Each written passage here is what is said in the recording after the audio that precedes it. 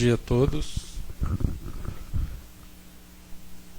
A gente está começando o mini curso Em Meio à Guerra, uma Revolução, Proudhon, Bakunin e a República Democrática Social de 1871.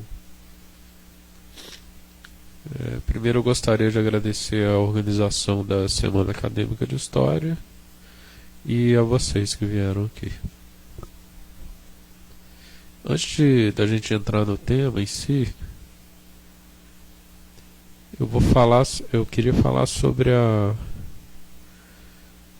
modo como a gente chegou a esse tema, como eu cheguei a esse tema. E ele começou no grupo de estudo de História do Socialismo daqui da UFV. Esse grupo ele foi criado em 2014 e ficou ativo até 2015.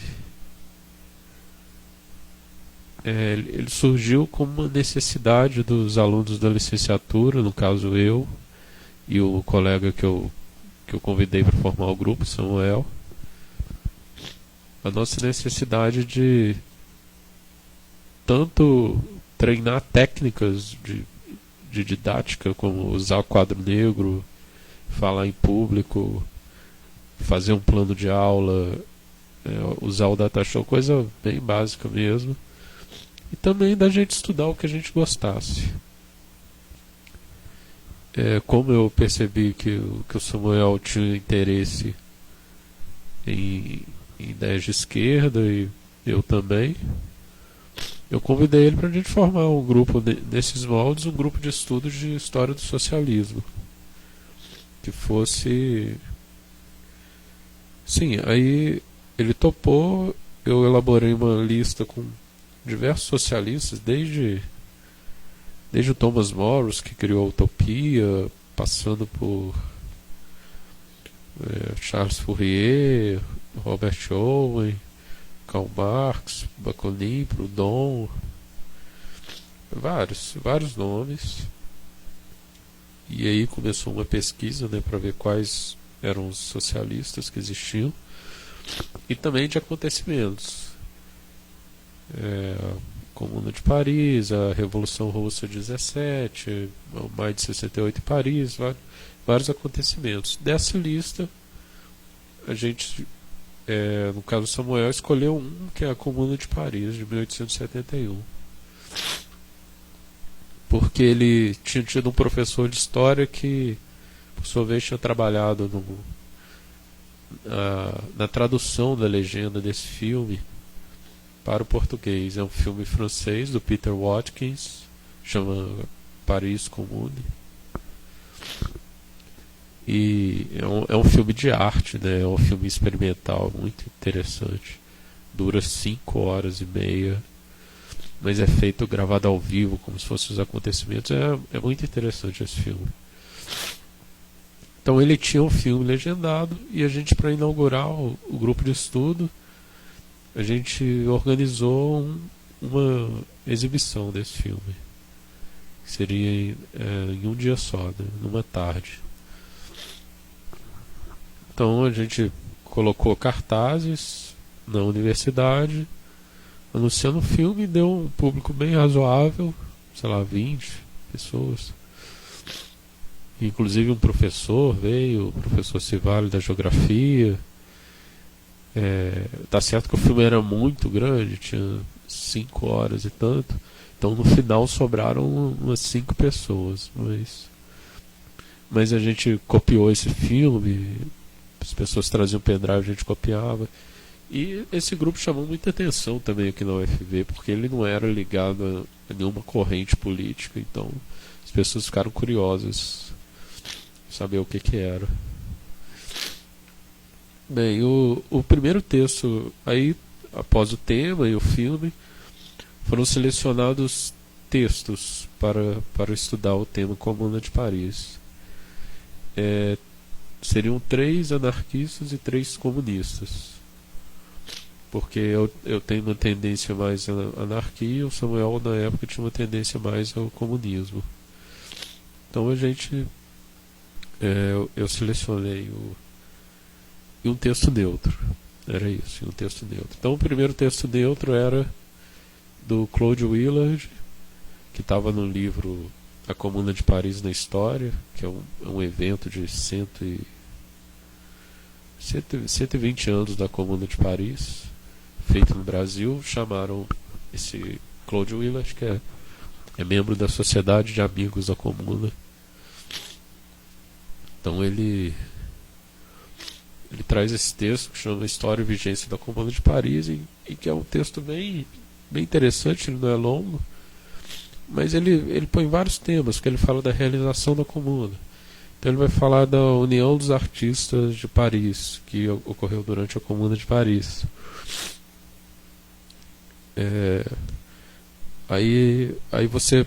Então o que aconteceu, a partir desse texto, que ele trazia vários temas, a União das Mulheres pela Defesa de Paris. Esse texto ele trouxe vários temas, então eu passei a pesquisar na enciclopédia, basicamente, sobre essas pessoas, sobre esses acontecimentos, e fazer apresentações de data show, ainda dentro daquela ideia de treinar essas técnicas. E aconteceu algo que foi dispersivo. O tema, que era a Comuna de Paris, gerou várias vertentes, e foi bem interessante esse método. É um método livre. Depois eu fui estudar melhor. É um método libertário de pedagogia, chamam não diretivo, em que você apenas define um tema, e à medida que você vai estudando ele, você vai formando conteúdo, mas não necessariamente você tem um objetivo pré-definido a alcançar.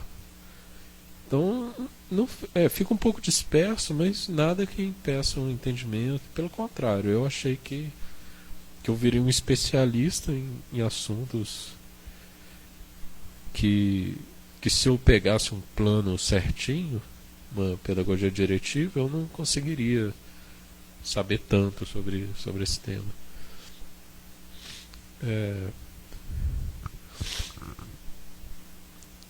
Então a gente usou esse método sobre os diversos assuntos. E depois de já ter acumulado, eram encontros semanais, houve outros eventos também, como a palestra sobre anarquismo com o professor Ernesto von Rickert, que foi muito bem sucedida, mesmo sem dar certificado, né, que o grupo era praticamente pirata. A gente dava um jeito de conseguir a sala, nem professor, assim, mesmo, às vezes o professor ajudava assinando alguma coisa, mas foi um grupo bem independente.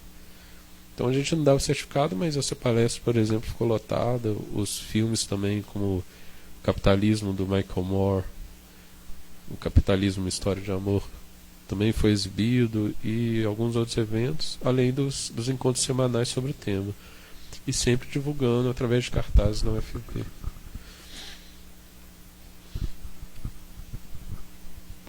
Então, em 2015, houve o Encontro Nacional dos Estudantes de História, lá na Rural do Rio de Janeiro, e eu propus um minicurso. É uma forma, como o grupo ele não era oficial, então é uma forma de eu conseguir essas horas acadêmicas de algum modo, e dividir com colegas estudantes de história do Brasil inteiro, e formados, alguns também, vários, aliás. É o que a gente estava estudando, que era uma coisa muito nova. Por usar esse método, a coisa saiu muito original. Então foi feito esse mini curso lá em Seropédica, e foi muito bem sucedido também. Deu 30 pessoas, 30 e poucas pessoas do mini curso, abrangendo o Brasil inteiro, de norte a sul, leste a oeste do país. Estavam lá representados, e eu acho que foi um grande incentivo para que essas pessoas ensinassem sobre a Comuna de Paris quando virassem professor, ou as que já eram, que passassem a tratar do tema com mais carinho. Não houve muito debate, a não ser na parte final do minicurso, foi de 4 horas também. E Mas serviu mais para expor mesmo e dar uma marcar. Para esse ano, a semana de História Acadêmica da UFV teve esse tema da democracia. Então eu pensei que tem muito a ver com o que eu tinha estudado. E o grupo estava parado, seria uma oportunidade de voltar. E como eu tinha aprendido algumas coisas na matéria de didática, como formar um plano de aula mais elaborado, e várias reflexões em disciplinas também, história contemporânea, moderna, é mais contemporânea. Contemporânea. Eu pensei em oferecer esse mini curso. Não sabia se ia ter inscrito. Se não tivesse, eu estava disposto até a dar esse mini curso para o público em geral, que sempre aparece alguém. Foi o que eu percebi nesses anos aí, fazendo um grupo semanal de estudos independente. Você coloca cartaz e sempre aparece um curioso. Então, e eu adaptei o tema para o tema da semana acadêmica, que é a democracia. Então eu coloquei essa, talvez, contradição, guerra e revolução no título, e no subtítulo Proudhon, Bakunin e a República Democrática e Social, que é um conceito político.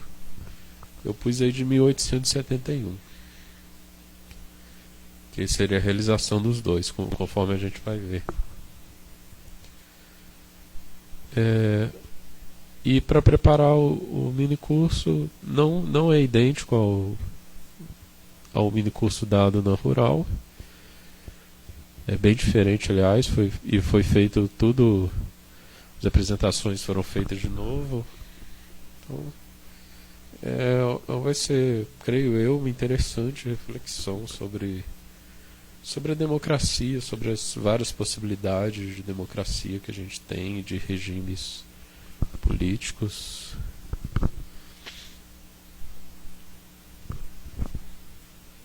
Então é por aí que formou-se o mini curso. Sobre o grupo de estudo, ele está pausado, que agora a reta final do curso fica difícil, mas eu pretendo voltar com ele ano que vem, já modificando o tema, porque a gente achou que o tema ia ser muito rápido, que os textos que a gente fosse escolher, a gente escolheu 7 textos no primeiro tema da Comuna de Paris. Achou que ia acabar aquilo e já ir para outro tema rápido, como se fosse uma aula que a gente tem aqui na universidade, que você pega um texto, discute, então. Mas só no primeiro texto durou mais de um ano. E nem chegou a terminar, na verdade. Não chegou a abranger todos os textos. Porque não tinha limite, não tinha que tirar nota, não tinha que fazer prova, não tinha que apresentar trabalho.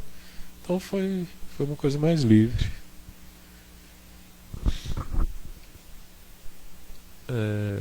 Então é isso. Foi esse o que levou à construção desse mini curso. É bem independente mesmo. Porém, eu creio que ele seja interessante para as pessoas atentarem para esses assuntos, que a gente estuda só a Revolução Francesa de 1789, não estuda as outras revoluções.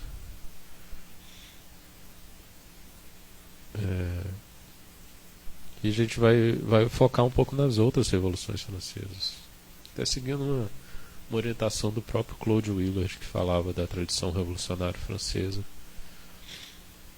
Então a gente vai começar por aí.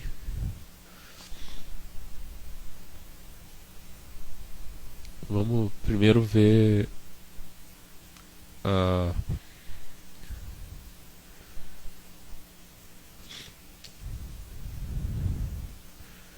as revoluções de 1789 e 1830.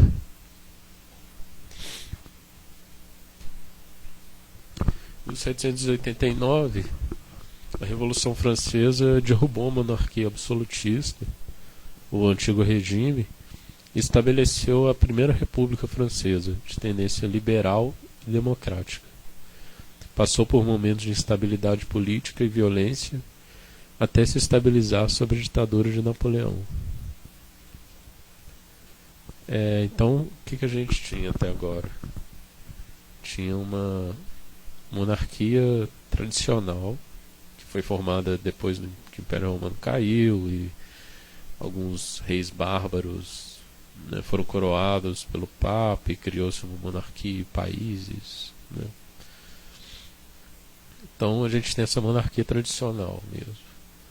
Depois, com a Idade Moderna, né, a partir de 1500, as monarquias fizeram uma reforma, modernizaram-se e se transformaram em monarquias absolutas. Sendo a França o grande exemplo. Então a França vivia isso, uma monarquia absoluta. Então a gente tem até aí dois regimes, uma monarquia tradicional e uma monarquia absoluta. E há essa revolução, ela não é certinha, assim, troca o regime da noite para o dia. Não, ela passa por muitas turbulências, a gente vai acompanhar um pouco aqui. Mas estabelece basicamente uma república democrática, liberal, assim, burguesa, república burguesa. O povo e a burguesia que fizeram a revolução, mas o povo estava muito amorfo, mas a burguesia mesmo, o povo colado na burguesia, conforme a gente analisa. Antes de entrar aqui o rei da época da Revolução Francesa, e aqui como eram decididas o Congresso, né, o Congresso da monarquia. Aqui tem que é o trono onde ficava o rei, e aqui o parlamento. Bem, antes da gente entrar mesmo nessa parte da história, eu queria falar um pouco sobre a metodologia. Para a física, os historiadores tradicionalmente eles foram na física para buscar um auxílio no entendimento da sua própria ciência. Então foi muito comum historiadores positivistas se basearem na física newtoniana para pensar a história. E muitos nessa época também acreditavam numa evolução histórica, numa história-processo em que, igual, não sei se vocês já viram um processo jurídico, tem uma folha, a tal pessoa entra com uma petição, aí o juiz analisa e coloca outra folha por cima, aí anexa provas, aí você vai formando um processo. Então muita gente acreditava que a história seria um processo de causa e efeito racional, e que isso ainda fosse evolutivo, que você está melhorando cada vez mais, e que existem sociedades evoluídas como índios e aborígenes, sociedades evoluídas ao máximo. O Comte falava sobre as fases, né, a fase teológica e outras fases mais evoluídas, até chegar à positiva. O marxismo do Kautsky principalmente falava da evolução histórica, né, de fases. Primeiro você tinha que sair da monarquia, do feudalismo, ir para o capitalismo, e do capitalismo ir para o socialismo. Enfim. Bem, eu particularmente não compactuo com essa visão. Porque o que acontece? Eu acho que...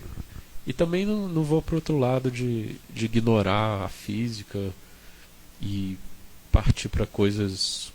Desculpa, mas eu considero um pouco fúteis na história, tipo estudar temas que eu não vejo relevância mesmo, sinceramente.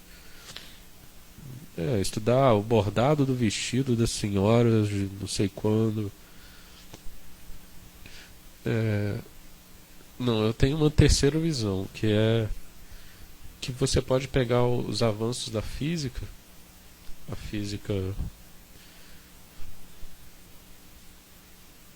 física do relativismo, física do Einstein. Claro que eu não sou especialista, não entendo 100% da física, mas um pouco consigo. Tem o livro do Stephen Hawking sobre o tempo, breve história do tempo.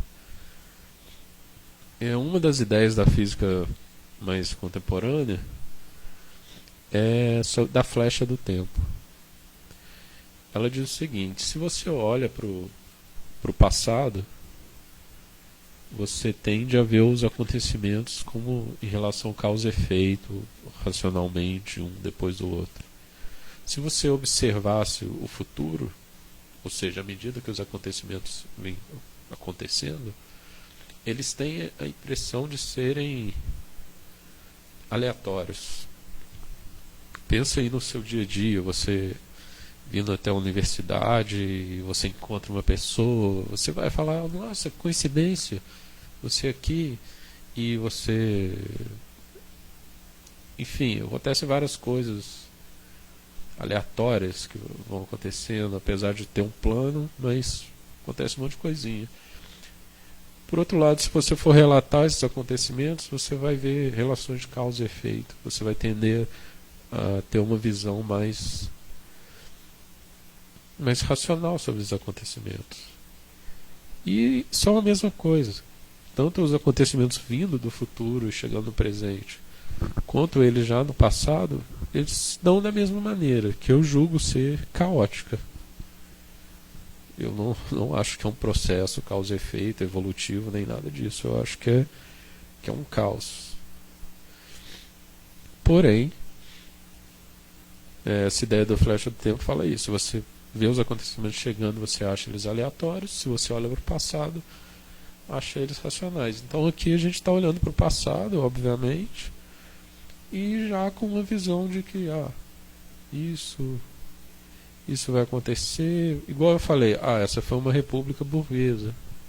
Eu falei isso já pensando lá na frente, que vai ter uma república social, república democrática social.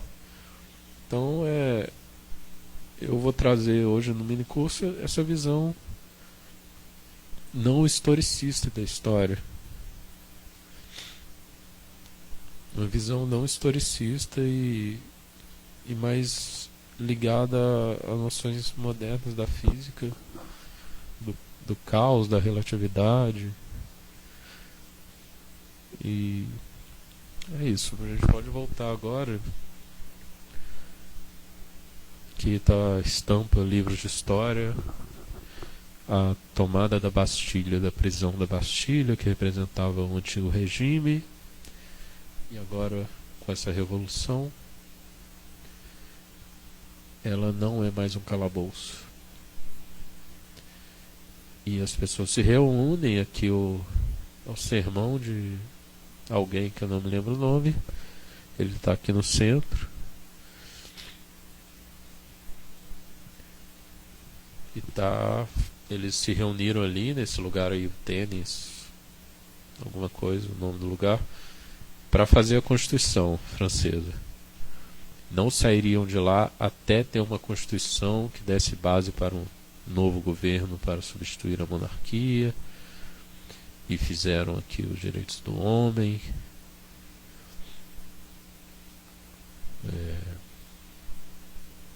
Que a gente percebe a toquinha vermelha. Vou aumentar um pouco aqui.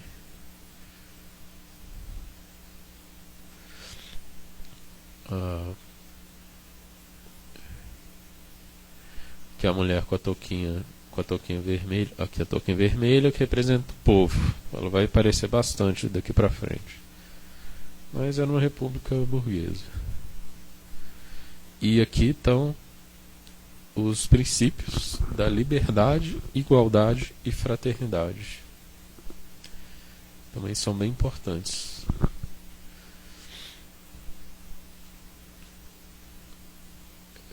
Aqui não é a melhor foto, mas eu vou falar. O branco representa a igualdade, o vermelho a fraternidade e o azul a liberdade. Então formou-se essa bandeira tricolor francesa. Aqui é uma confusão da resistência do rei contra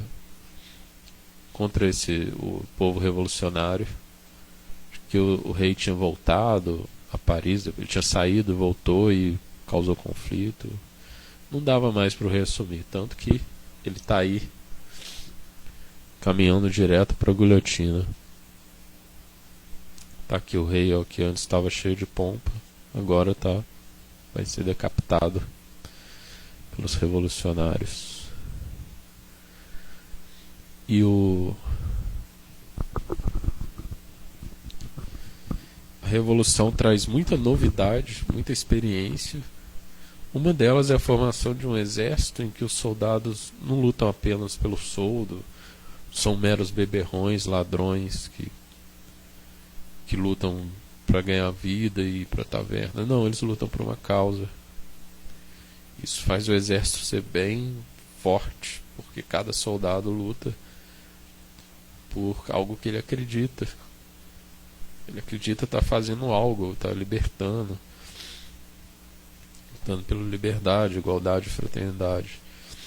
Nos Estados Unidos houve algo semelhante quando o pequeno exército dos Estados Unidos, que tinha um quarto do tamanho do exército inglês e muito menos profissionalizado, conseguiu vencer os ingleses também por causa disso, porque era um exército com algo mais, com uma crença que estariam fazendo algo importante, não apenas guerreando pelo soldo.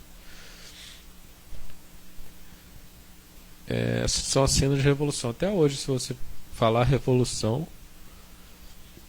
você pensa em destruição, guerra, morte. Mas na verdade não é, né? Na verdade, revolução é a mudança política, social, econômica.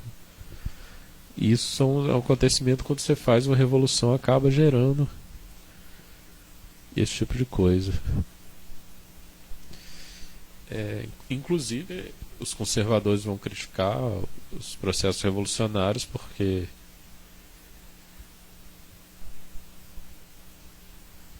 muita violência aí, no caso o terror vermelho. Quando Robespierre, eu não sei se essa gravura talvez seja o próprio Robespierre sendo morto na guilhotina que ele mesmo implantou, como saíram matando muitos nobres, qualquer aristocrata, não importava se a pessoa era legal, se era habilidosa em alguma área, foram mortos. Até no exército sobrou um ou outro aristocrata, que antes todos os chefes do exército eram aristocratas. Essa revolução mudou bastante coisa. E aqui a tentativa de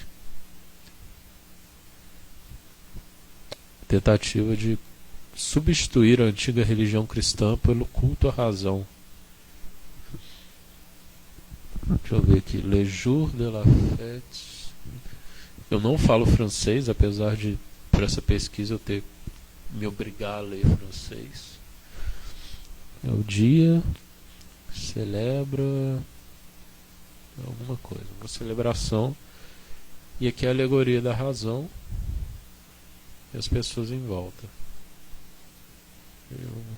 Tentativa de dar uma nova superestrutura, algo mais ou menos assim.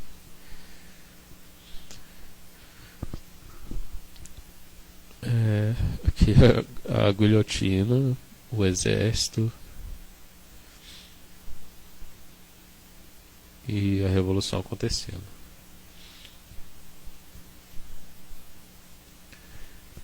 Bem, o exército ele toma para si uma função libertadora do homem, e o vermelho representa a fraternidade universal. Então ele tinha uma tendência expansionista para além da França, porque ele era bem humanista, né? Um princípio do iluminismo, o humanismo. A revolução era humanista, implantou o direito dos homens. Então quem aparece aqui é um líder do exército. Se não me engano, essa batalha é na Bélgica, quando eles vencem, sai um exército vencedor. E esse líder é Napoleão, a bandeira aqui rasgada representando o conflito. E aqui Napoleão vai no parlamento e dá um golpe de Estado. Implanta um novo império. Um império napoleônico. Que estranho. A gente sai de uma monarquia absoluta, né, uma monarquia tradicional absoluta, uma república democrática, burguesa, bem estável, e de repente vem um império. Um império, algo muito novo, um império republicano. Existe isso, o império republicano é uma tirania numa república imperial. É muito difícil classificar. Mas está ele aí cheio de pompas, com cedro, lembrando um rei, porém não é um rei, é um imperador. E quem surgiu modestamente durante a Revolução Francesa de 1789 foi o povo, o famoso sans-culottes. Povo muito assim, sem personalidade, né? Sabendo hoje em dia o que vai acontecer no futuro, a gente sabe. Eu penso que ele não tinha personalidade, mas lutou, surgiu, estava em pé de igualdade com toda a sociedade, pelo menos uma igualdade jurídica,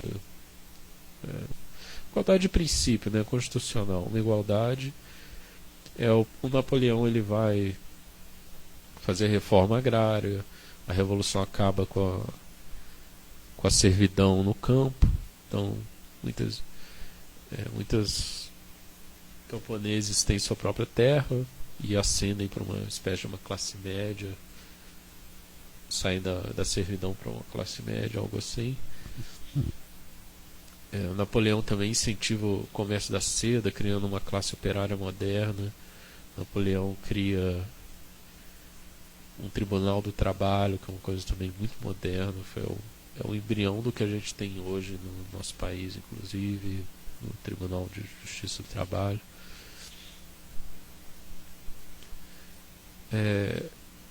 E ele realmente expande, toma a Europa toda, cerca o mar, causa problemas com a Inglaterra, e demoram até a ganharem dele. Ele é derrotado em parte na Rússia, quando ele avança para o Oriente, para o leste. Está muito frio, isso causa uma derrota, mas ele tenta chegar na Inglaterra na Batalha de Waterloo e acaba perdendo. E a Revolução traz a sua imagem negativa, que são, parece que 200 mil mortos em campo de batalha e 100 mil cavalos mortos. É um exército poderoso e grandioso, e teve uma derrota grandiosa. Com a derrota, a restauração borbônica, que o rei resgatando a França com os seios de fora, é a Marianne. Então ela estaria em apuros, essa república, esse país representado aqui pela mulher, e o rei resgatando ela desses apuros. Realmente teve muita dificuldade, né, nessa revolução. Ela realmente foi bem violenta, algo que hoje em dia a gente julga desnecessário. Eu julgo, pelo menos, e outros também. Tanta violência, tanta morte, não tem necessidade. E a monarquia, ela toma um caráter até de monarquia tradicional, chega nem a ser tão moderno, não, absoluto. Retoma os laços com a igreja, e tá aqui o rei coroado e tudo sendo restaurado mesmo.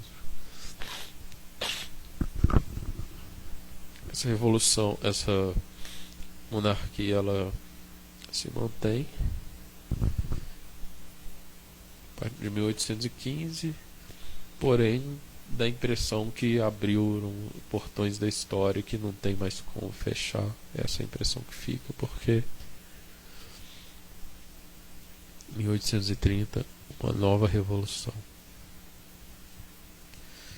A monarquia restaurada estava sendo criticada por fazer prevalecer a religião católica sobre a Carta de Direitos do Homem.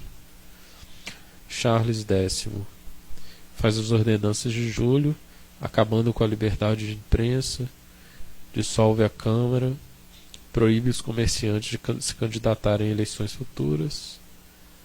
Houve uma revolta que estabeleceu uma monarquia constitucional. Então, realmente, essa monarquia restaurada, ela teve um caráter muito tradicional. E está aí falando, né, expulsou os burgueses da vida política. Então, tudo que a Revolução Francesa tinha ganhado se perdeu. E houve uma revolta.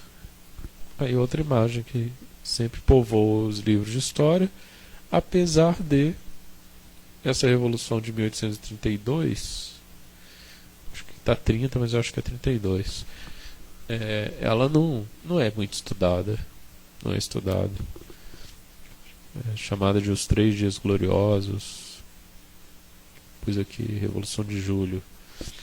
Revolução de Julho. Mas vamos analisar um pouco esse quadro. Ele está aqui a França, né, representada por essa mulher. É a Mariene com... Aqui estampa as nossas notas de R$1, de reais. Nota de R$1 nem existe mais. Nota de real. Representando a República. E essa toquinha vermelha representa que é popular. E aqui os princípios da Revolução Francesa: a liberdade, igualdade e fraternidade. E uma mão armada, representando uma revolução armada. Bem, imagens da Revolução: morte, conflito, e um jovem, um adolescente. Aqui um típico jacobino, que é um tipo muito comum, uma espécie de uma classe média urbana francesa muito fervorosa pela Revolução. Então, um jacobino pegando em armas.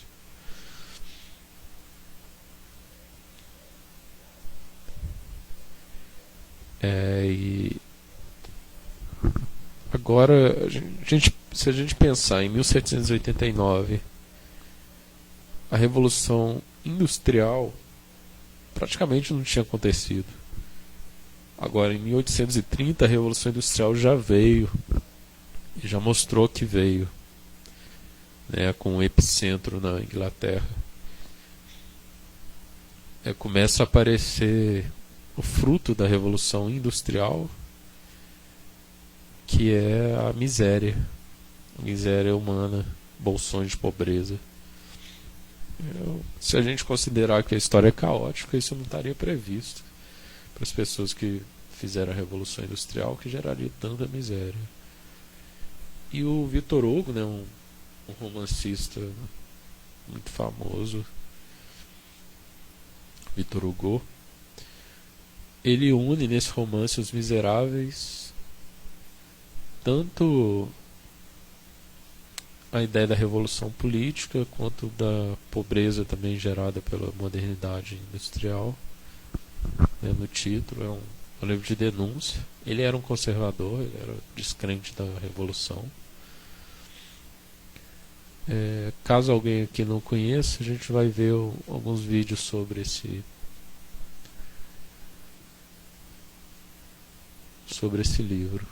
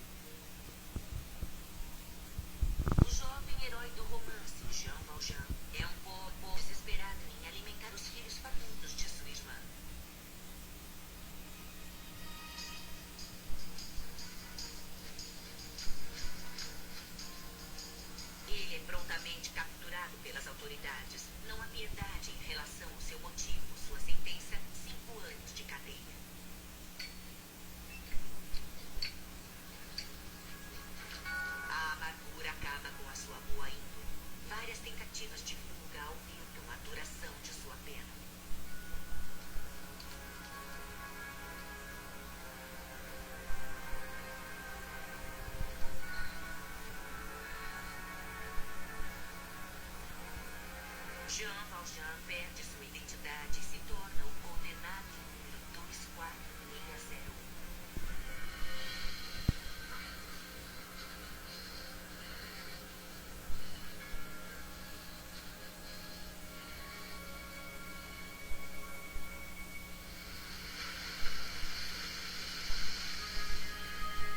Victor Hugo escreveu Os Miseráveis enquanto vivia em exílio político na ilha de Guernsey, no Canal da Mancha. Publicada em 1862, o drama histórico, com seu elenco de párias, provocou uma união na classe trabalhadora na França, que comprou cada fascículo do romance em números recordes. It says so much. It says so much about the past and the present, about the social problems, about misery, about poverty, about the injustice of justice. Os personagens são corajosamente traçados. Jean Valjean, o ex-condenado. O santo bispo, Muriel. Javert, o investigador de polícia. Thénardier, o criminoso. Fantine, a prostituta. E sua filha, Cosette. Marius, o jovem revolucionário. E o esperto menino de rua, Gavroche.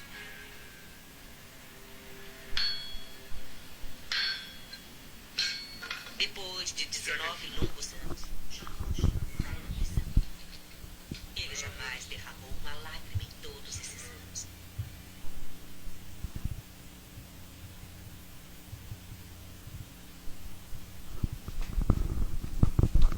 A gente viu aí então um pouco sobre a história dos Miseráveis.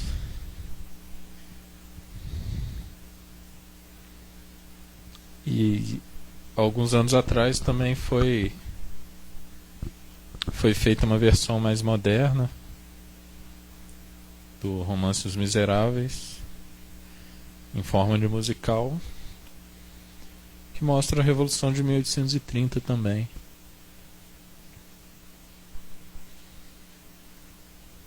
Vamos ver um trechinho que mostra as barricadas.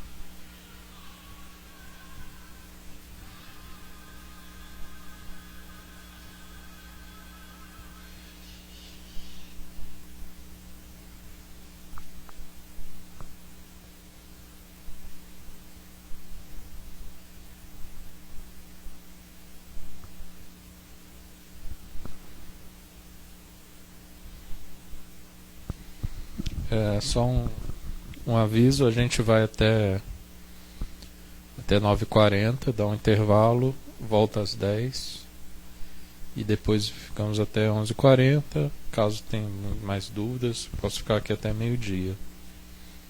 Mas voltando aqui, está a imagem da Revolução de 1830, e o que chama atenção nessa revolução, se compararmos à Revolução de 1789, é que agora, conforme vocês percebem na imagem, tem a bandeira tricolor, mas tem uma bandeira apenas vermelha, ou seja, uma bandeira que representa a fraternidade universal. Por que só fraternidade universal? Por que não liberdade e igualdade? Seria porque a Revolução não trouxe tanta igualdade, muito menos liberdade para quem não tinha posses, e favoreceu a burguesia, e que talvez a fraternidade seja um princípio que tivesse mais a ver com a ideia de uma revolução universal? É mais ou menos por aí. Então existe essa disputa, ainda não é uma disputa, mas surge uma versão mais popular, mais vermelha da revolução. Porém, o carro-chefe ainda é a tradicional mesmo.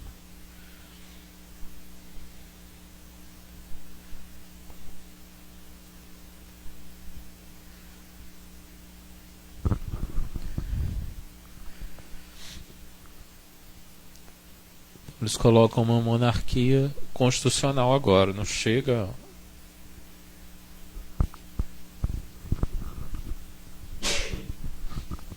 Eles não chegam a colocar uma república novamente. Não tinha condições, mas colocam uma monarquia que respeita a Constituição, então é um meio termo. Isso vai acabar dando uma monarquia burguesa, usava esse termo, o rei burguês, que seria um ajuste de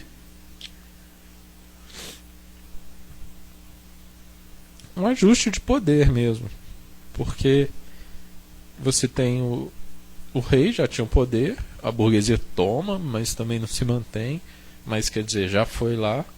Então você faz um acordo entre a monarquia e a república, no caso os liberais burgueses, e os dois passam a governar. São uma elite, uma nova elite nesse mundo de igualdade que se formou. Por isso mesmo o povo já está um pouco à parte desse acordo. Lembra um pouco o Brasil, em que a gente tem um presidencialismo de coalizão, em que tudo acaba em pizza, né? Uma pizza que é dividida para os vários grupos que dominam a sociedade. Lembra um pouco, sim. Eu acho que lembra.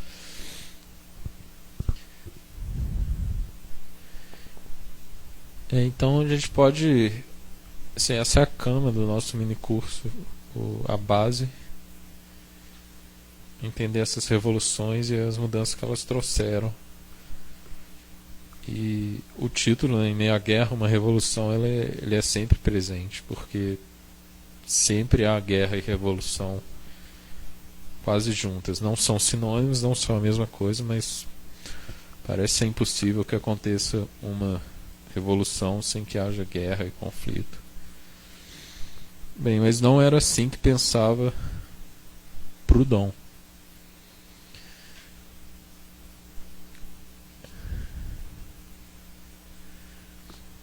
Pierre Joseph Proudhon. Ele nasce em 1809, então deixa eu ver se vai falar alguma coisa aqui. Eu vou ler aqui. Nasceu em uma família pobre, com pai cervejeiro, fabricante de barris, dono de taverna e agricultor. Foi educado em casa por sua mãe, quando criança, e foi bolsista em uma escola quando adolescente. Sempre foi estudioso. Aos 18 virou aprendiz tipógrafo. ele nasce no período napoleônico, então o pai dele é um dos beneficiados com o fim da servidão no campo. Ele era meeiro e passa então a ter uma pequena posse, pequena terra. Também ele vira, e o Proudhon lembra dessa época falando que eles tinham uma alimentação bem natural, tomando sopa de batatas e toucinho e tal. As lembranças da infância. O Proudhon, ele aprendeu a ler com a mãe dele, como falou aí, e ele lia histórias de cavaleiros, lendas de cavaleiros da França, e lia a Bíblia também, que era o único livro que ele tinha acesso no começo, quando ele foi alfabetizado aos 3 anos de idade. Ele já sabia ler. O pai dele também fabricava aqueles tonéis, aqueles barris, que a gente tem uma imagem na cabeça, que tem um anel de metal. Ele fabricava aquilo, fabricava cerveja, provavelmente vendia também em uma taverna. E o Proudhon trabalhava ali na taverna como ajudante quando era criança, no bar da família. E por ele ter essa propensão ao estudo, às letras, para alguém da classe dele, ele almejava uma profissão de tipógrafo, que seria o que mais teria a ver. Bem pé no chão, né? Ninguém imaginou muita coisa além, não.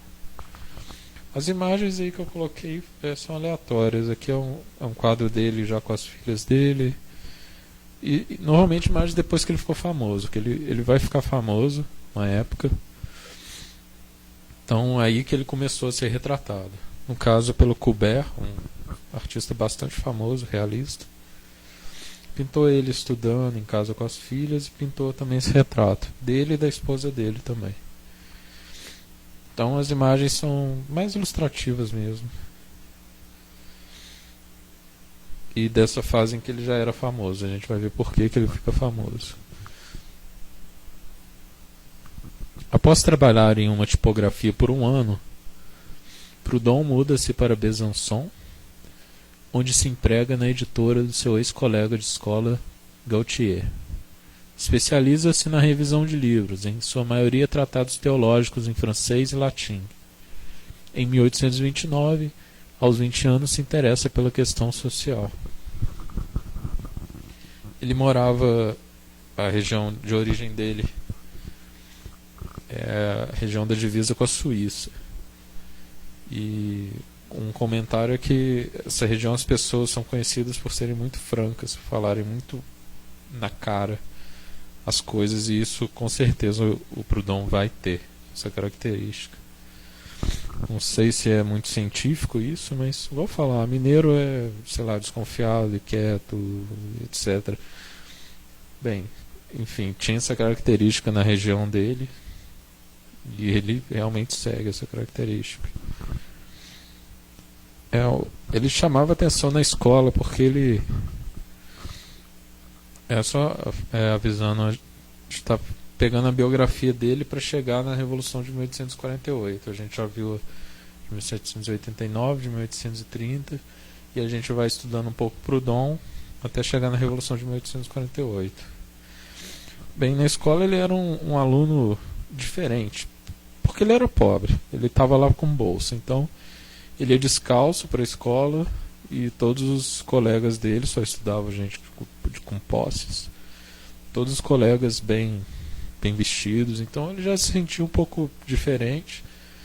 E ele passava o tempo todo que ele não estava na aula, na biblioteca, com uma pilha de livro na mesa, e era assim. Mas ele chamava atenção de, por exemplo, do Gautier, que via nele uma pessoa diferenciada e batalhadora, e chamou ele, sabendo que ele já era tipógrafo, tinha entrado no aprendizado de ofício, chamou ele para a editora Gautier. E o Proudhon ele se especializa, né, em revisar livro. Assim, o tipógrafo ele já é uma classe diferente dos outros operários. né, de ofício, os artistas. Porque ele tem que lidar com as palavras, então isso já gera toda uma diferença. Você tem que saber a grafia correta da palavra para colocar letra por letra lá no tipo, para que ele se impresso. E o Proudhon ainda se especializou mais ainda em revisar livros. Ele tinha... O tipógrafo também tem que ler as provas, né? Ele imprime, então você lê para saber se está tudo certo, se tem erro tipográfico. E até latim ele se foi um autodidata no aprendizado do latim, virou fluente em latim, francês. Então era um tipógrafo de respeito.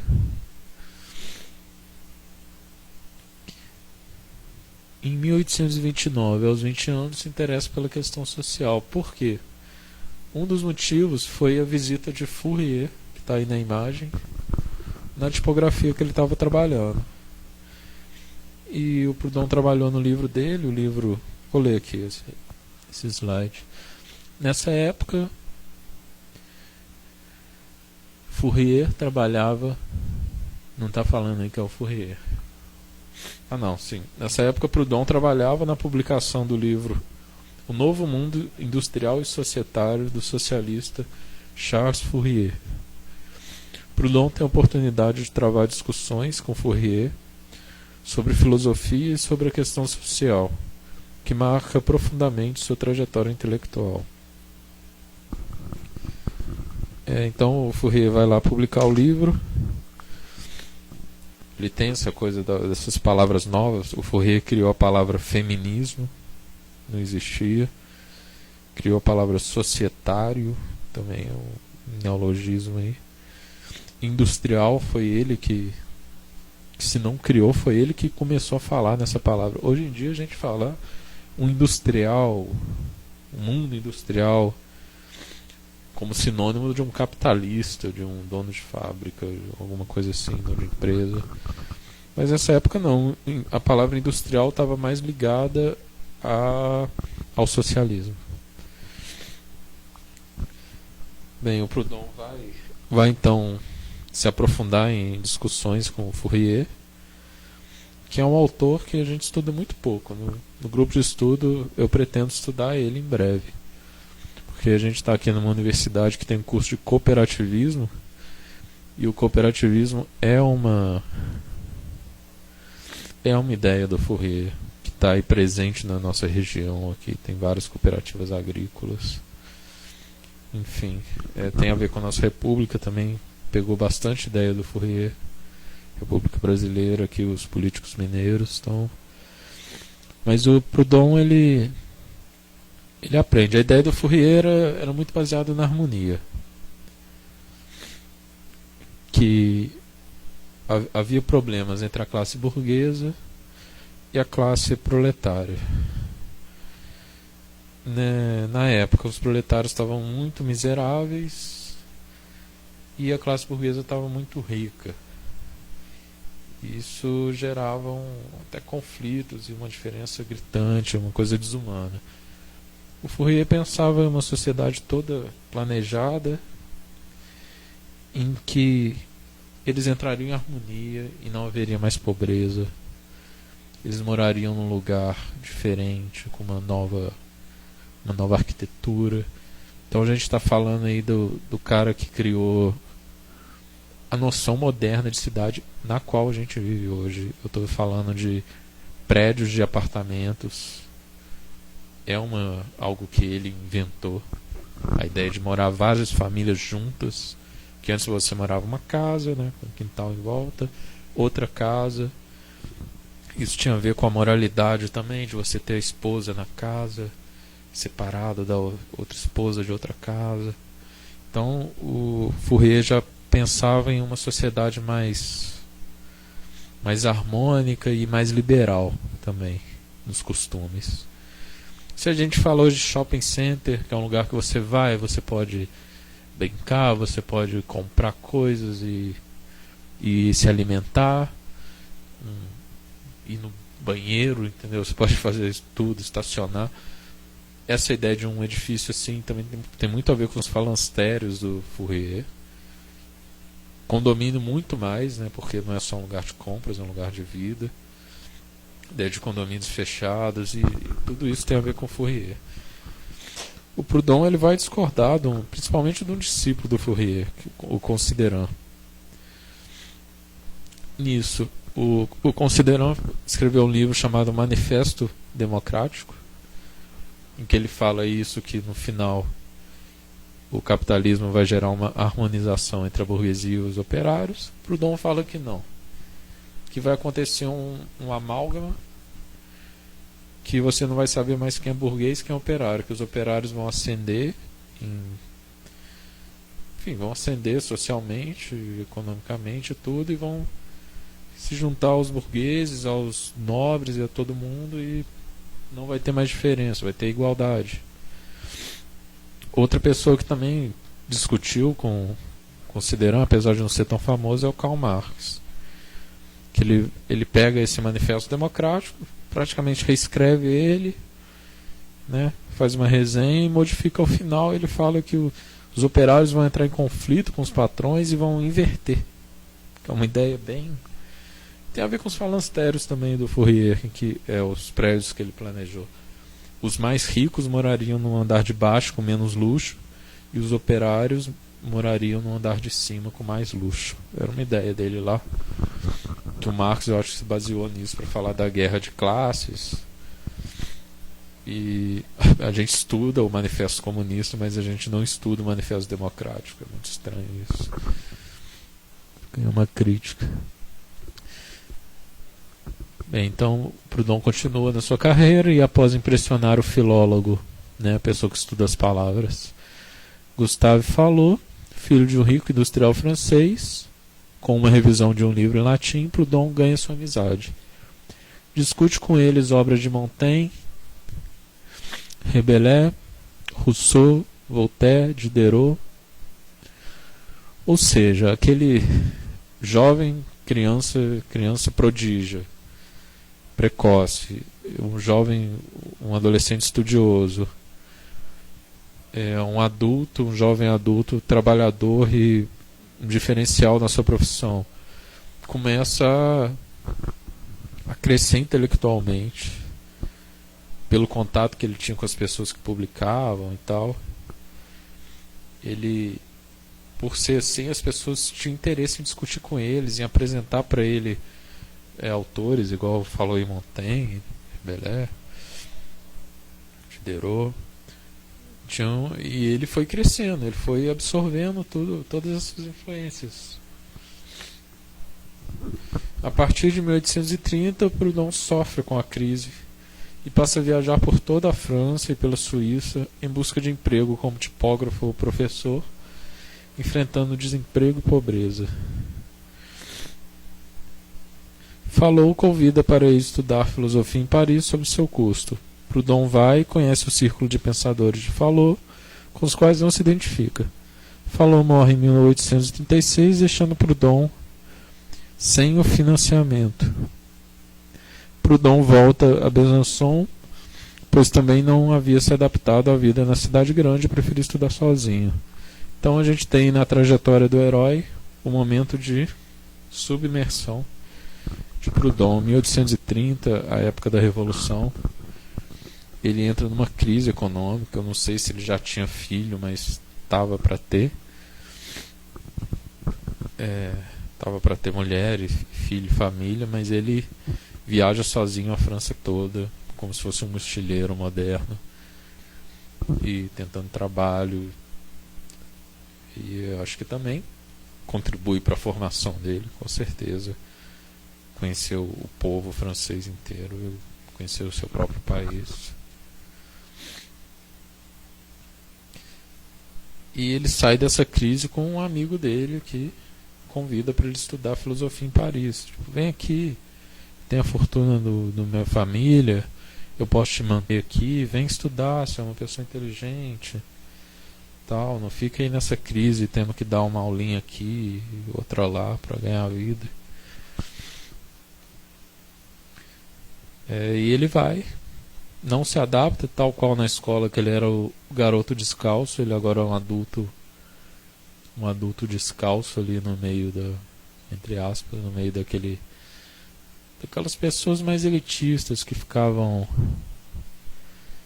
num círculo intelectual. Com certeza ele não se identificou com aquilo, não era o que ele estava buscando, apesar dele querer estudar. E o amigo dele morre, aí é mais um motivo para ele voltar a Besançon, sair de Paris e voltar a Besançon. Em 1838, Proudhon decide dedicar-se exclusivamente a uma carreira de escritor-filósofo. Candidata-se a uma bolsa na Academia de Besançon e é eleito. Fica em terceiro lugar em um concurso acadêmico de redação sobre a importância do dia de domingo, causando alarde entre os acadêmicos. Em 1830, aos 31 anos, em 1840, aos 31 anos, publica O que é Propriedade. Ele vai responder que a propriedade é um roubo. Esse discurso sobre o domingo era um tema banal mesmo, mas ele aproveita para pegar toda a erudição. Não era um erudito no sentido de ficava citando autores e... não era um escritor erudito nesse sentido, mas ele tinha um pensamento muito original, muito próprio, e era bem embasado, porque ele estava acostumado a filosofar. Então essa redação dele aí gerou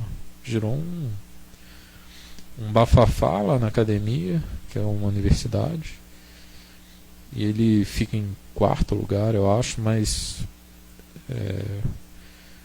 ele fala da importância do domingo para o trabalhador como dia de descanso, mais ou menos isso. E o livro que deixou ele famoso, O que é Propriedade.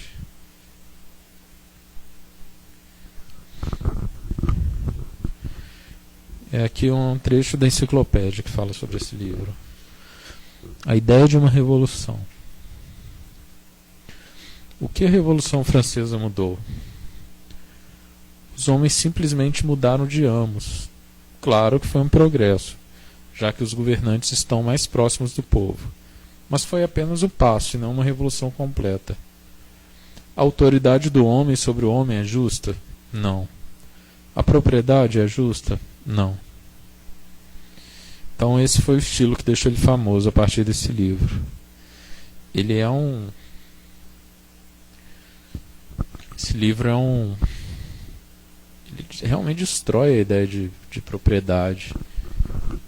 Então ele começa já... Ele está em sintonia, igual a gente viu na Revolução de 1830, aquela bandeira vermelha, diferente da bandeira burguesa tricolor. Proudhon seria um representante intelectual dessa bandeira vermelha, uma coisa mais popular, mais desconfiado da igualdade e liberdade burguesa, que o povo não participava disso, falando que a burguesia estava muito satisfeita com a Revolução de 1789, depois uma monarquia burguesa também, então dividindo ali o poder com o antigo regime. Mas Proudhon não. Proudhon era um cara do povo.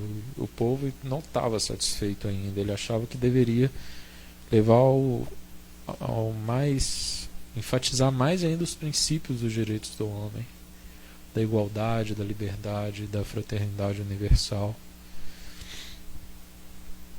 Ele admite ali que foi um progresso, mas a revolução completa ainda estaria por vir. E ele vai questionando, fala que a propriedade é impossível de existir, você ter alguma coisa. Você possuir algo é um roubo. Tudo que você possui, se você vai num pé de fruta e pega e é meu, você roubou aquilo. Se você compra algo, você na verdade roubou. A propriedade é um roubo. Você ter algo é uma coisa impossível, você ter algo. Não sei se vocês acompanham, eu posso pegar um filósofo mais recente, Kropotkin, que ele fala que qualquer coisa que você acha que você tem, que é seu, que você conseguiu. Na verdade, você precisou da ajuda de várias pessoas. Por exemplo, essa é a minha camisa. Minha camisa. Eu trabalhei, eu ganhei dinheiro, eu comprei a minha camisa, minha. Minha propriedade. O Kropotkin, né, seguindo muito a ideia do Proudhon, fala que não, que outra pessoa costurou esse pano para você. Então, você não é tão assim dono de si. Uma pessoa teceu esse pano. Alguém desenvolveu a máquina, um trabalhador intelectual, provavelmente porque um trabalhador braçal sugeriu para ele, desenvolveu uma máquina para tecer essa roupa. E antes dessa máquina teve uma máquina menos evoluída, que sem ela também não teria essa máquina nova, e tem a lojista que te trouxe o produto. Então, meu caro, a propriedade é impossível de existir. Você tem as coisas assim como uma posse, o uso, mas falar que é seu juridicamente é impossível, é imoral. Então o Proudhon, eu acho que com esse livro que deixa ele famoso, ele dá um golpe na burguesia, no alicerce dela, que é a propriedade. É um livro impressionante. Impressionou Karl Marx, que leu, e a partir da leitura desse livro, Karl Marx era um filósofo, um doutor em filosofia, um jornalista radical, mas um fã da Revolução de 1789, que ele julgava que deveria acontecer, na Alemanha também.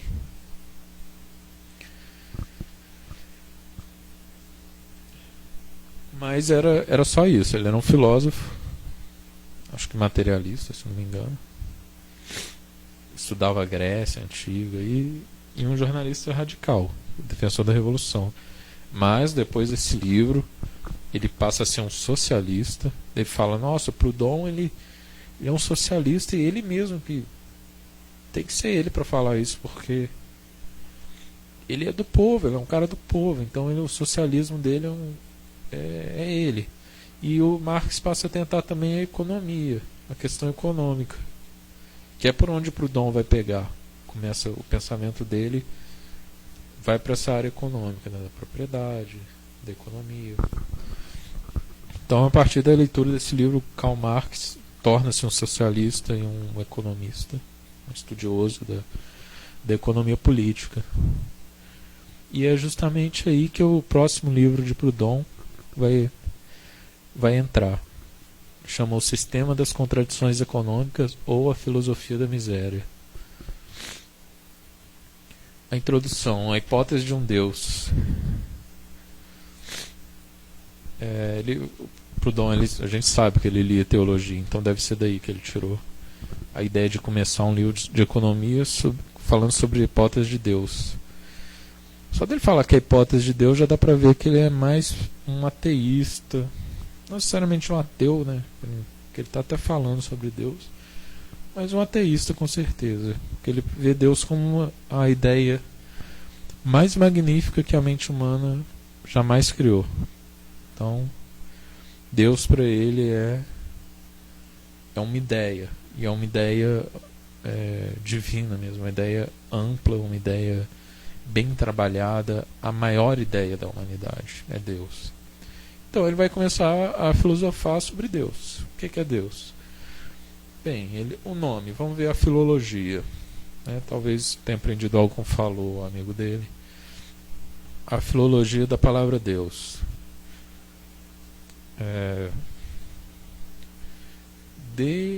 D-E-U-S, ou em francês é Die, né? Dieu.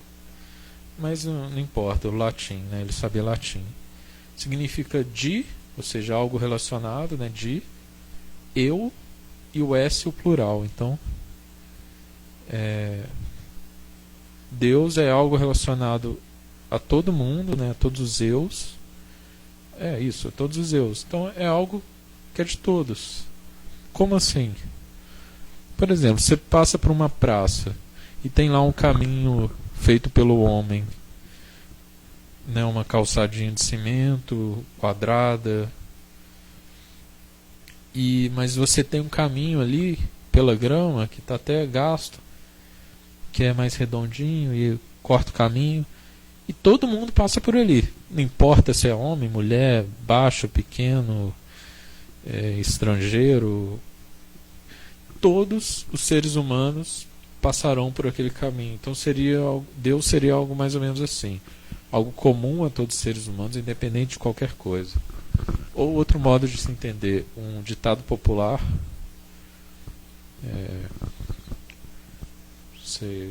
quem brinca com fogo acaba se queimando, algum ditado assim que sempre dá certo, é uma sabedoria popular.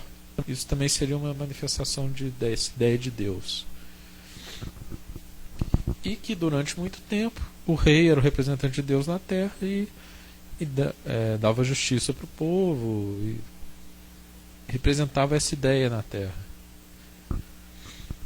Só que ele transfere isso para a economia. Proudhon vai pensar como Deus poderia funcionar essa ideia como uma organização econômica e social que garantisse o bem para todo mundo, basicamente. Então essa é a introdução do livro. Depois ele vai para a parte mais econômica mesmo. Fala sobre a ciência econômica, a oposição de valor de uso e valor de troca. E fala que o valor depende para o Proudhon. Ao contrário do Marx, que fala... a gente vai ver que ele se baseou nesse livro aí para fazer o Capital.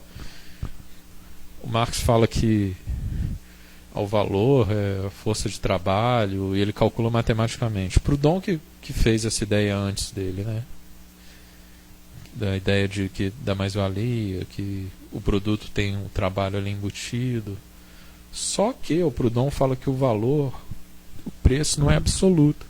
Depende do freguês, depende da hora, depende do humor do vendedor. Então que a economia não é também uma coisa hipercientífica que você possa fazer cálculos e a partir desses cálculos você guiar a sua vida. Essa era uma discussão dele com o Comte. Eles trocaram cartas com Auguste Comte.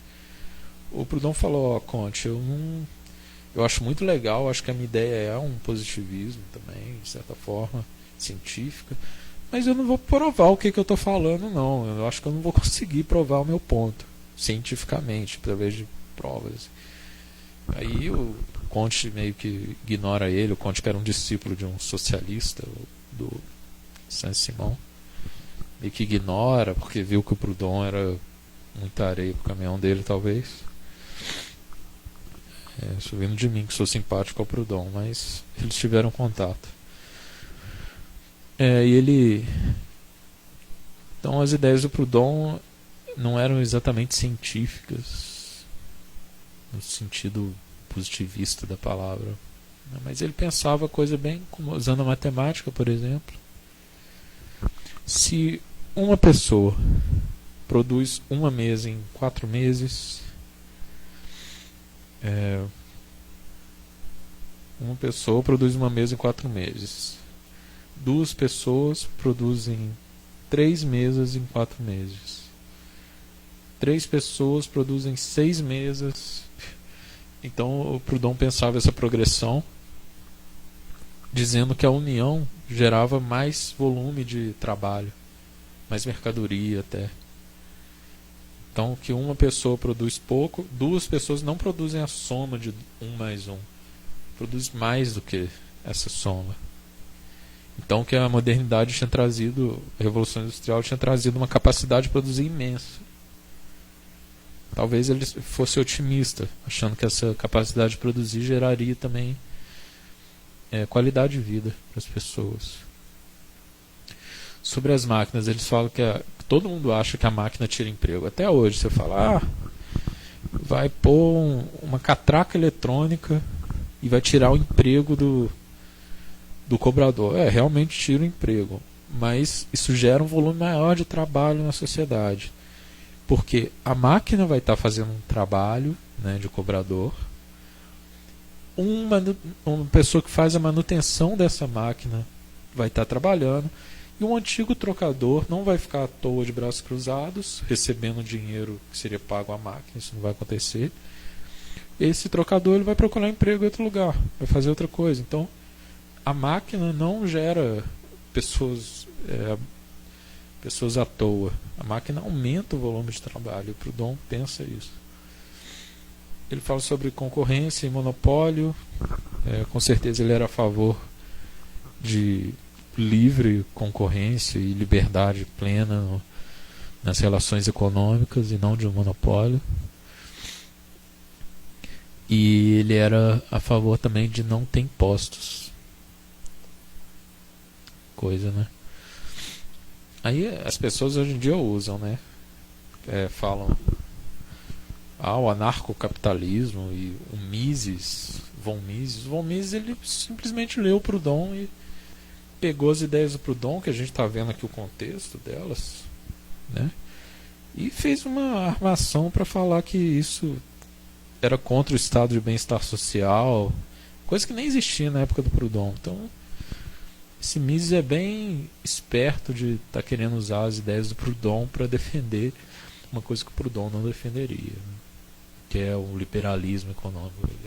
A gente está vendo aqui que ele está justamente fazendo um contraponto ao liberalismo. E conclui com a responsabilidade do homem e de Deus sob a lei da contradição, ou uma solução para o problema da providência divina, no caso, providência. Que a gente então tem que parar de culpar Deus pela providência e a gente, homem, fazer essa ideia de Deus acontecer, nós mesmos, e darmos a providência divina através da nossa organização. A gente toma essa responsabilidade. Deus não vai estar mais no céu, numa ideia, numa religião, num rei, numa igreja. Não, Deus vai ser a vida cotidiana, normal. Ele fala que essa ideia é cíclica. O Proudhon é um filósofo das contradições, tanto que está aí no título. Então, se você pensa Deus, ele fala que o homem começa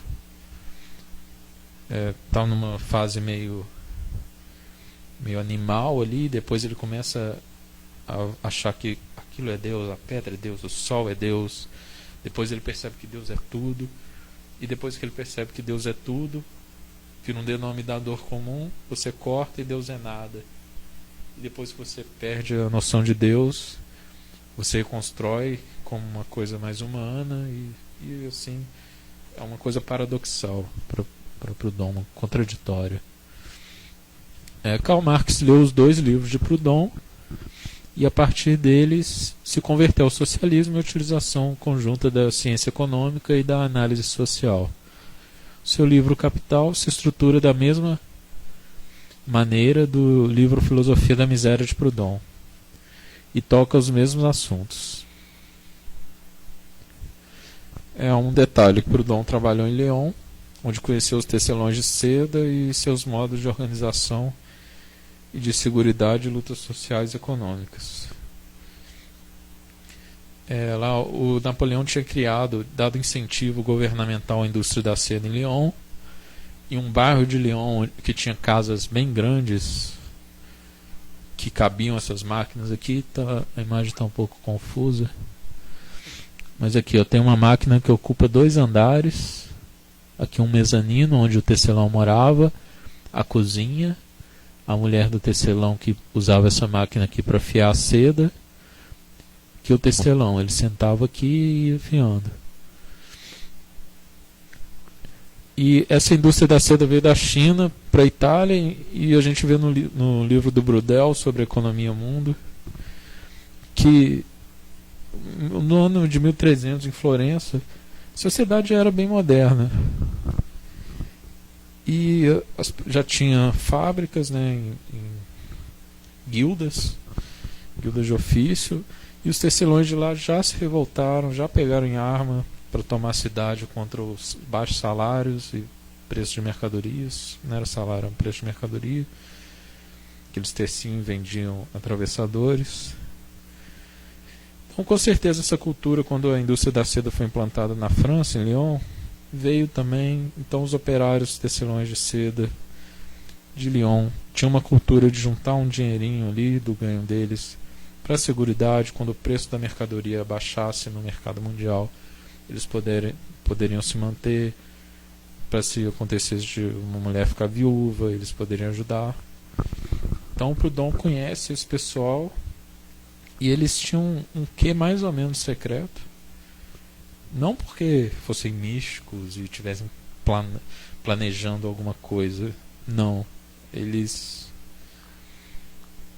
muitas vezes as autoridades proibiam reuniões numerosas. Então eles faziam um pequeno círculo de 10 pessoas, que era o que a autoridade deixava, e faziam essa organização deles, e o Proudhon conhece e fica impressionado. Vai contribuir com a formação dele também. E eles davam muito ouvidos a Flora Tristan, que foi quem realmente cunhou a frase Operários de Todo Mundo Univos. É um livro dela, União Operária, em que ela fala que operários e mulheres do mundo inteiro se uniriam em uma só associação. Foi ela também, a Flora Tristan, que os tecelões da seda ouviam bastante. Foi ela que foi na Inglaterra e olhou a classe operária inglesa e relatou esse livro, coisa que o Engels depois copiou também. Então é mais um caso de uma mulher que fala algo e depois um homem fala a mesma coisa e toma os créditos.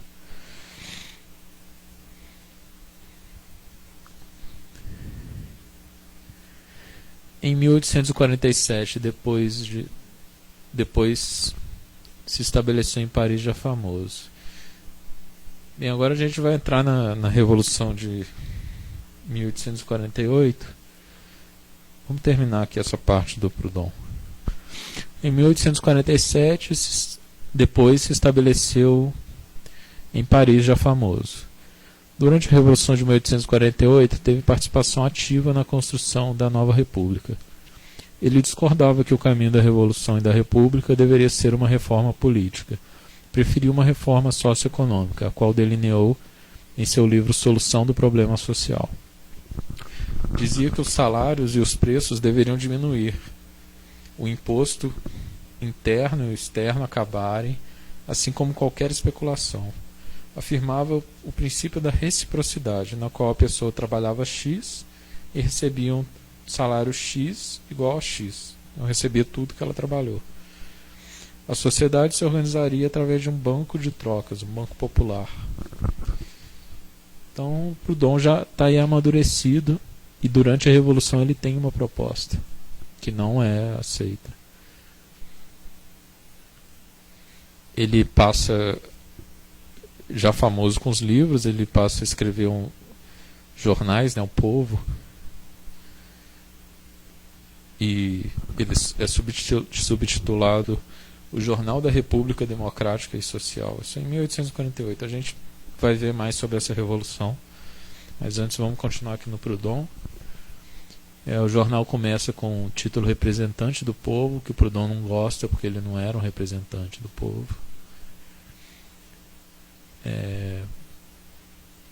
Depois o Povo, depois a Voz do Povo e depois o Povo de novo. Nesse jornal o Proudhon falava aquilo que eu falei anteriormente, que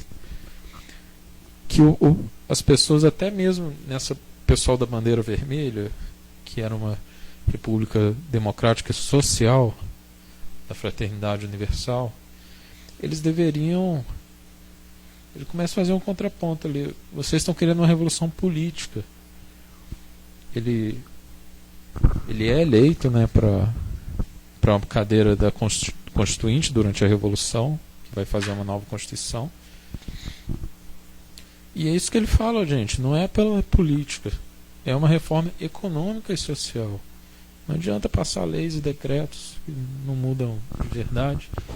Então ele é eleito para Constituinte da Segunda República Francesa. Proudhon acabou se isolando do mundo lá fora e teve que se dedicar a assuntos que pouco entendia. Suas propostas eram rejeitadas pelo restante da Assembleia. Isso tudo levou a uma desilusão com a via parlamentar e ação política. Ele tenta, ele vira deputado, ele é eleito, ele tem várias propostas interessantíssimas e maravilhosas, nenhuma é votada, todo mundo fica contra ele. Então ele fala: o que eu estou fazendo aqui, preso nesse buraco desse gabinete? Eu não estou sabendo nada que acontece lá fora. Vem para aqui, para minha mesa, eu tenho que decidir sobre a taxação da manteiga da Espanha, coisa que eu não faço a mínima ideia do que seja. Minhas propostas são ótimas, mas não passam. Então essa via política aqui com certeza não vai dar em nada. Não vai dar em nada. Tem que acontecer não uma reforma, uma revolução econômica e social, uma revolução social, que é o que vai causar mudança. E engraçado que esse texto que ele faz nessa época, assumindo mesmo, se assumindo como anarquista e falando que o governo não era uma via. Esse texto foi lido por Raul Seixas, que é um cantor anarquista brasileiro, em 1985. Vamos pegar alguém publicou esse vídeo aí na internet.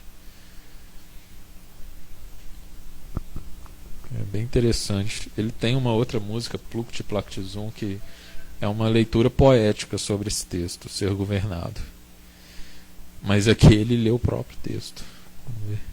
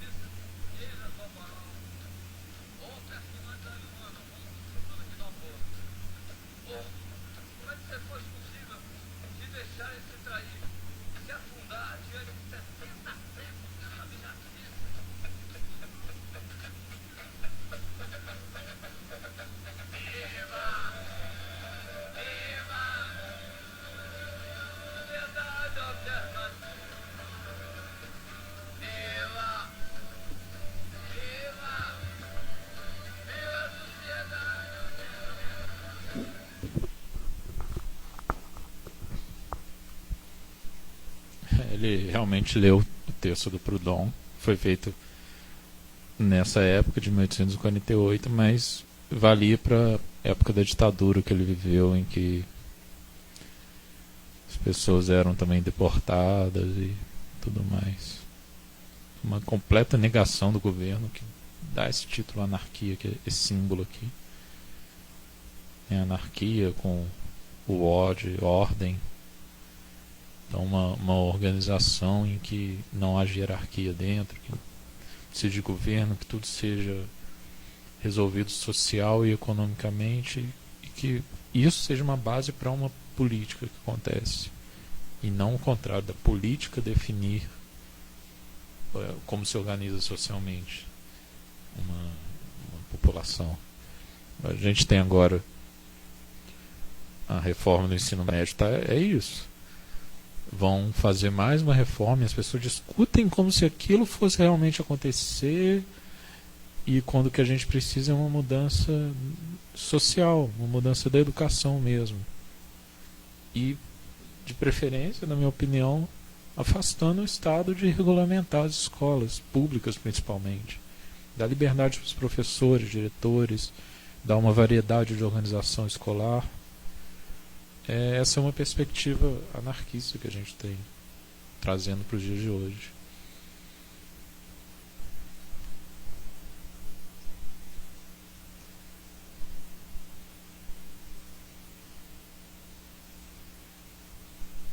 Então acabou essa primeira etapa.